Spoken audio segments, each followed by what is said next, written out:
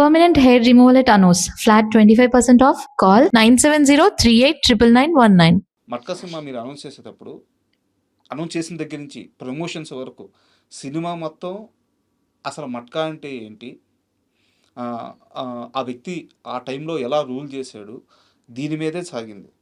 మట్కా సినిమాకి వచ్చి చూసుకున్న తర్వాత ఎమోషన్స్ వైపు వెళ్ళిపోయారు, కానీ మట్కా అనే గేమ్ని చాలా తక్కువ చూపించారు, చాలా ఫాస్ట్గా లాగేశారు. ఆ, చేసిన ప్రమోషన్కి తీసిన సినిమాకి ఎక్కడో మ్యాచ్ అవ్వలేదు అని మీకు ఏమన్నా వచ్చిందా ఫీడ్బ్యాక్? తీయలేదు. నేనే చెప్తున్నాను కదా, 15 రోజులు షూటింగే చేయలేదు మేము. బాంబేలో నవీన్ చంద్ర గారితో కలిపి చేయాల్సిన షూట్ 15 రోజులు షూటే చేయలేదు సినిమాకి. ఓకే, అంతే. మీకు సింగిల్ వర్డ్ ఆన్సర్ అది. ఎందువల్ల? ఇంకా అంతకుమించి ఇంక మాట్లాడకూడదు. మనం 15 రోజులు షూటింగ్ చేయలేదు, బాంబే షెడ్యూల్ని అసలు చేయలేదు, అంతే. గొడవలైనాయా? గొడవలు ఏం లేవు, చేయలేదు. అంటే చాలా రకరకాల పరిస్థితులు, ఎవరిని ఇందులో తప్పడానికి ఏం లేదు, చేయలేదు అంతే. తర్వాత టైం లేదు. సరే, అది సెట్ చేసే ఇది ఉన్నప్పటికీ, అంటే మీకు మళ్ళీ మట్కా మీరు చూడండి, ఫస్ట్ హాఫ్ అంతా కూడా మీకు ఎక్కడ ఫస్ట్ హాఫ్ వరకు మీకు 1% కూడా ఫ్లా ఉండదు, కరెక్ట్ ఉంటుంది. సెకండ్ హాఫ్ని ఎడిట్ చేయడానికి కూడా టైం లేకుండా అయిపోయింది. 22 డేస్లో పోస్ట్ ప్రొడక్షన్ అయిన సినిమా అది. మీరు నమ్ముతారా? అది post production including dubbing, sound effects, re recording, balance ఉన్న పాటలు, ప్యాచ్ వర్క్లు, ఫైనల్ మిక్సింగు, అన్ని భాషల డబ్బింగు 22 రోజుల్లో జరుగుతుంది. మీరు సినిమా తెలిసిన ఎవరికి చెప్పినా ఆ సినిమా స్పాన్కి 22 రోజుల్లో అది జరుగుతుందా లేదని మీరు అడగండి.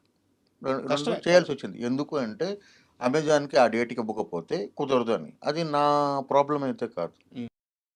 బట్ నేను అది నా తాలూకు రిగ్రెట్ ఏంటంటే నేను దాన్ని రెసిస్ట్ చేసి ఉండాల్సింది. బట్ అక్కడ ఏంటంటే ప్రొడ్యూసర్ గురించి ఆలోచిస్తాం. ఇప్పుడు సపోజ్ అమెజాన్కి ఆ టైం కనుక మనం ఇవ్వలేదు అనుకోండి, ఒక 5 కోట్లు 6 కోట్లు వాళ్ళు మైనస్ చేస్తారు మనకి ఇవ్వాల్సిన డబ్బులు. సో అది 5 కోట్ల నష్టం ప్రొడ్యూసర్కి ఉండకూడదన్న దీని మీద వెళ్ళాల్సి వస్తుంది.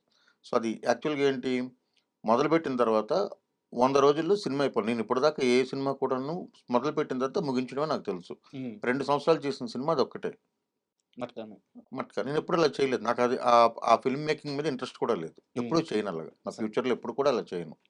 సో అంటే ఆ టైప్ ఆఫ్ ఫిల్మ్ మేకింగ్ 2 సంవత్సరాలు ఒక సినిమా తీయడం అన్నది నేను చేయలేను. మిగతా వాళ్ళు ఎవరు ఎలాగైనా చేసుకోండి, నాకు రాని విద్య అది.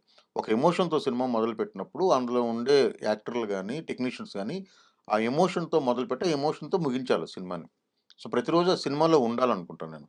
సో షెడ్యూల్ బ్రేక్స్ అంటే ఏం రావాలి, ఒక లొకేషన్ నుండి ఇంకో లొకేషన్కి మనం వెళ్తున్నాము, ఆ లొకేషన్ నుండి ఇక్కడ ఖాళీ చేసి ఇంకో లొకేషన్కి వెళ్ళి అక్కడ సెటిల్ అయినదే షెడ్యూల్ బ్రేక్ ఉండాలి.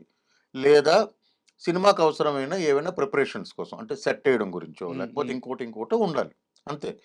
అలా చేసినా కూడా సరే, ఏదైనా సరే 150 రోజుల మించి ఏ సినిమా కూడా జరగడానికి వీల్లేదు అనేది నేను చాలా ప్రగాఢంగా నమ్ముతాను సార్.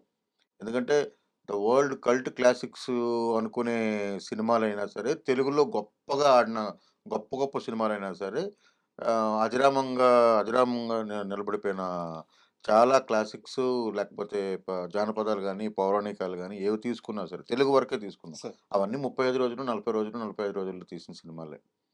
సో అంతకుమించి అది ఎప్పుడు ఫిల్మ్తో. సో మనం డిజిటల్లో ఉన్నప్పుడు ఇంకా వేగంగా తీయాలి కదా.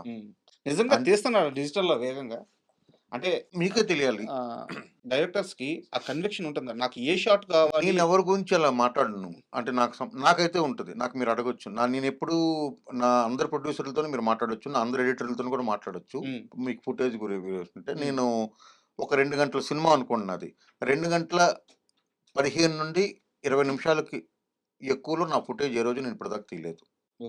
మీరు అందరు ఎడిటర్లు అడగొచ్చు, కోటగిరి వెంకటేశ్వరరావు గారిని అడగొచ్చు, నా సినిమా ఎడిటర్లు అందరినీ, సాయిబాబు గారి దగ్గర నుండి, కోటగిరి వెంకటేశ్వరరావు గారి దగ్గర నుండి, శ్రీకర్ ప్రసాద్ గారి దగ్గర నుండి అందరిని అడగొచ్చు. నేను అంతే తీశాను. ఎప్పుడు నాకు ఏ షాట్ కావాలి, ఎంత కావాలనేది నాకు తెలుసు. దానికి నాకు ఆదర్శం పూరి గారు. పూరి గారు ఫిల్మ్ మేకింగ్ని, పూరి గారు నేను ఎప్పుడు ఒకేసారి కలిశాను పలాస ఒక దీనికి టీజర్ రిలీజ్ కోసం కలిశాను తప్ప, పూరి గారికి తెలియకుండా పూరి గారి సెట్లో నేను ఒక 3-4 సార్లు పూరి గారిని అబ్జర్వ్ చేశాను. అంటే నేను విజిటర్గా వెళ్ళి, నా ఫ్రెండ్ ఉండేవారు ఆయన దగ్గర పనిచేసిన, ఆయన ద్వారా వెళ్ళి పూరి గారిని నేను అబ్జర్వ్ చేసింది ఉంది నాకు. సో నాకు అది ఆయన ఇన్స్పిరేషన్. సో మీ గురించి అని కాదు, వేరే వ్యక్తి గురించి అని కూడా కాదు, జనరల్గా చెప్పండి. ఇప్పుడు చాలామంది డైరెక్టర్స్ ఏ షాట్ తీస్తున్నాము ఏ ఫ్రేమ్ పెడుతున్నాము అని క్లారిటీ ఉండదు. ఒక 4 కెమెరాలు పెట్టేస్తారు. తీసిందే మళ్ళీ తీస్తూ ఉంటారు. సో ఎడిటర్కి ఆ రష్ అంతా తీసుకొచ్చి ఎడిటర్ ముందేస్తారు. దాన్ని ఎడిటర్ ఫైనల్ చేసుకోవాలి. తీరా చూస్తే cinema shoot number of days పెరిగిపోయి ఉంటాయి, రష్ పెరిగిపోయి ఉంటుంది, వర్క్ ఎక్కువైపోద్ది. సో ఈ సమస్య ఎందువల్ల వస్తుంది? సినిమా మీద డైరెక్టర్స్కి సరైన పట్టు లేకపోవడం వల్ల, లేకుంటే నేను ఇంకా మంచిగా ఇవ్వాలి అన్న ఒక అత్యుత్సాహం వల్ల, దేనివల్ల జరుగుతుంది ఇది? నేను ఎవరి షూస్‌లోనూ కాలు పెట్టేది చెప్పలేను. జనరల్గా వెరీ అడుగుతున్నాను. హానెస్ట్‌గా. జనరల్గా బట్ అడుగుతున్నాను. నాకెప్పుడు ఆ సమస్య రాలేదు కాబట్టి నేనేమనుకుంటున్నానంటే, మేబీ ప్రాపర్‌గా వాళ్ళు ప్రిపేర్ అవ్వకపోవడమే కావాలి. అంటే ఇదే కావాలి, ఇంత తీస్తే చాలు, పేపర్ మీద ఉన్నది వస్తే చాలు అనుకోవడం అయినా ఒకటి కావాలి. లేదు వేరే వేరే ప్రాబ్లమ్స్ ఉండుండొచ్చు. ఎందుకంటే నేనిప్పుడేమి 50, 100 సినిమాలు తీసినవాడిని కాదు. నేను తీసినవి 6 సినిమాలు. 6 ప్రాజెక్టులు ఉన్నాయి మొత్తమే.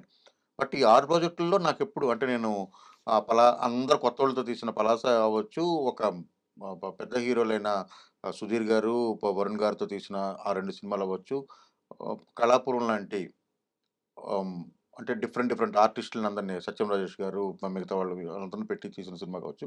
ఇందులో కూడా నాకు ఆ ఇబ్బంది లేదు. ఎందుకంటే నేను 'పలాస' 42 రోజుల్లో తీశాను. 'శ్రీదేవి సోడా సెంటర్' 57 రోజులు, 57 days. Working days I'm talking about. Sir okay. 'Kalapuram' అనేది 30 రోజులు ఎగ్జాక్ట్‌గా. 'మట్కా' తాలూకా వర్కింగ్ డేస్ 75, 78 యాక్చువల్‌గా. సారీ. గ్యాప్స్ ఎక్కువ. 78 2 సంవత్సరాలు చేయడం అనేది తప్పు అంటున్నాను నేను. దానికి 1000 కారణాలు. అది ఇప్పుడు గతంతో అవ్వడం వల్ల ఏమీ రాదు మనకి. బట్ ఒక్క క్వశ్చన్ దాని గురించి. చెప్పండి. వరుణ్ గారి సపోర్ట్ ఎలా ఉండేది? వరుణ్ గారి సపోర్ట్ ఉంది కాబట్టి ఆ సినిమా పూర్తయింది. లేకపోతే ఎలా అవుతది? వరుణ్ గారు 200% సపోర్టివ్. వరుణ్ గారితో అసలు జీరో ప్రాబ్లమ్ ఆయనతో. ఆయన చేశారు కాబట్టే అది కుదిరింది. అంటే ఎప్పుడు 2 సంవత్సరాలు ఒక హీరో కూడా లాక్ అవ్వడం కరెక్ట్ కాదు కదా! అంతే కదా. ఆయనకి వేరే పనులు చేయాలి కదా! ఆయన ఇంకో సినిమా చేయాలి కదా! ఇంకో సినిమాకెళ్ళాలి కదా ఆయన. అవును. మరి 2 ఏళ్ళు ఎందుకంటే ఇదేమి అన్నీ ఈరోజు ఒక సినిమా, ఇంకో సినిమా చేసే గెటప్‌లు కూడా కావు. ఆయన అంత హెయిర్ పెంచి, ఆ గెటప్‌లు, ఆ ఒళ్ళు పెంచి, ఒళ్ళు సన్నబడి, రకరకాల అవును. ఇదంతా ట్రావెల్ చేసి ఉంటది కదా. ట్రావెల్ అంతా ఉంటది. ట్రావెల్ ఉంటది. ఆ క్యారెక్టర్ ట్రావెల్ అంతా అతను చేసినప్పుడు అవును. ఆయన సపోర్ట్ చేయకపోతే ఏం చేయలేం. ఆయనకు ఒక రోజు విసుగొచ్చి ఇంక నేను చేయను అన్నాడనుకోండి, ఇంకేం చేయలేం ఎవరు. అంటే ఎన్ని రోజులు నేను డేట్లు ఇవ్వాలంటే ఎవరేం చేయగలుగుతారు? చేయలేం కదా! అసలు. అండ్ మీ సినిమాల విషయానికొస్తే నేను ఇంకోటి అబ్జర్వ్ చేసింది ఏంటంటే ఆర్టిస్టులు అంటే ఆ కాంటెంపరరీగా ఉండే ఆర్టిస్టులు చాలా తక్కువ కనిపిస్తారు మీ సినిమాల్లో. ఒక యూనిక్‌నెస్ ఉంటది ఆ కాస్టింగ్‌లో. చాలా మందికి మీరు ఇండస్ట్రీకి పరిచయం చేశారు. మీ ఫస్ట్ సినిమాలోనే చాలా మంది పరిచయం అయ్యారు. సో తర్వాత సినిమాల్లో కూడా. And how do you pick artist? అది ఆహ్, నేనొకటి నమ్ముతానండి. అంటే మేబీ ఇప్పుడు ఇందాక మీరు అడిగిన ప్రశ్నే అనుకుంటా. తమిళ్ తాలూకా ఇన్‌స్పిరేషన్ మీకుందా అనంటే, ఆ ఇన్‌ఫ్లూయెన్స్ ఉందేమో. అంటే తమిళ్, మలయాళం సినిమాలు వలన నాకు కొంత ఇన్‌ఫ్లూయెన్స్ ఉండొచ్చు. ఎందుకంటే చాలా రూటెడ్‌గా కనిపించే వ్యక్తులు కావాలి నాకు. అంటే ఆ రూటెడ్‌గా ఉండే వ్యక్తులు కావాలనుకున్నప్పుడు అలాంటి ఆర్టిస్టులు దొరికితే బావుంటదని అనుకోవడంతో నా ప్రాసెస్ మొదలవుద్ది. అందుకని నేను ప్రతి సినిమాకి కాస్టింగ్ కాల్‌కెళ్తాను. ఓకే. ప్రతి సినిమాకి. ప్రతి సినిమా నేను సినిమా స్టార్ట్ చేస్తున్నాను అనగానే ఫస్ట్ నా ఇన్‌స్టా పేజీలో, ఇన్‌స్టా స్టోరీలో నేను కాస్టింగ్ కాల్ ఏస్తాను. సో, ఫస్ట్ ప్రొఫైల్స్ తీసుకుంటాను. ప్రొఫైల్ తీసుకొని అందులో నా క్యారెక్టర్ సెట్ నాకు తెలుస్తాయి కాబట్టి అందులో ఎవరెవరు పనికొస్తారో వాళ్ళందరిని సార్ట్ ఔట్ చేస్తాను. తర్వాత వాళ్ళని పిలుస్తాను. వాళ్ళ యాక్టింగ్ ఎబిలిటీ చూస్తాను. ఆ క్యారెక్టర్‌ని వాళ్ళు 5% చేస్తారు. మిగతా 95% నేను చేయించుకోగలనని నాకు నమ్మకం ఉంటది. ఆ 5% వాళ్ళు అంటే కామన్ సెన్స్ ఉందా లేదా అని చూస్తాను. కామన్ సెన్స్ అంటే acting common sense. Common sense అంటే వాళ్ళ తాలూకా common sense. Correct. Acting common sense ఉందా లేదా అని చూస్తాను. అంటే ఓవర్ డూ చేయకుండా ఎంత కావాలో అంతే చేయగలగడం. ఏం చెప్తే దాన్ని వాళ్ళు ఓన్ చేసుకొని చేయగలడం. అలాంటి కామన్ సెన్స్ ఉంటే చాలు. మిగతా 95% నేను చేయించుకోగలనని నమ్ముతాను. సో, అలాంటి వాళ్ళని పిక్ చేసుకుంటాను. పిక్ చేసుకొని తర్వాత ఫస్ట్ ప్రయారిటీ తెలుగు వాళ్ళకే ఇస్తాను. తెలుగు యాక్టర్స్‌కే చూస్తాను. అది లేనప్పుడు ఇంకెవరైనా చూడండి. తెలుగు వాళ్ళకే చూస్తాను. ఎందుకంటే నాకు ఈ విషయంలో కోట శ్రీనివాసరావు గారు చెప్పింది ఎందుకో లోపల నాటుకుపోయింది. అదేంటో నాకు కూడా తెలీదు. అంటే నేనేమి పరభాష నటులకి వ్యతిరేకమని కాదు. అంటే మనలోనే చాలామంది ఉంటారు కదా! విపరీతమైన ఆర్టిస్టులున్నారు మనకి. విపరీతమైన టెక్నీషియన్స్ ఉన్నారు. వాళ్ళతోనే వెళ్ళొచ్చు కదా! అన్న దీని మీద ఒకటి అడుగుతాను. And for more videos, Please subscribe to iDream. Please subscribe to iDream. Please subscribe iDream. And please subscribe to iDream.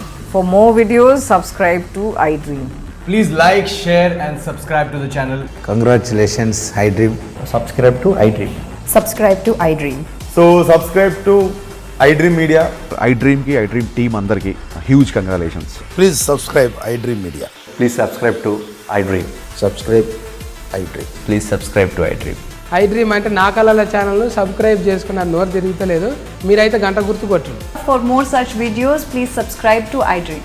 Subscribe to iDream. Please subscribe to iDream. Please subscribe iDream Media. Please do subscribe to iDream. Please subscribe to iDream Media. For best entertainment and information, please subscribe iDream. And don't forget to subscribe to iDream.